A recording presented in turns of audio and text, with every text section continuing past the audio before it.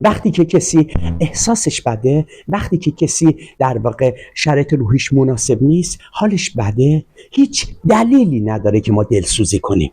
چرا؟ چون با رفتار و عملکرد خودش داره حال خودش رو بد میکنه. با سیستم جهان هستی دقیقاً داره درست عمل میکنه.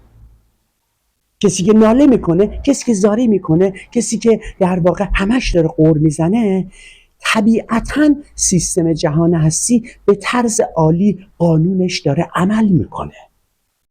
این شخص به راحتی میتونه در واقع حالشو خوب کنه، به راحتی میتونه حالشو تغییر بده، با افکار و عملکرد خودش میتونه حالشو تغییر بده. پس به هیچ عنوان ما اصلا لزومی نداره که دلسوزی کنیم برای دیگران.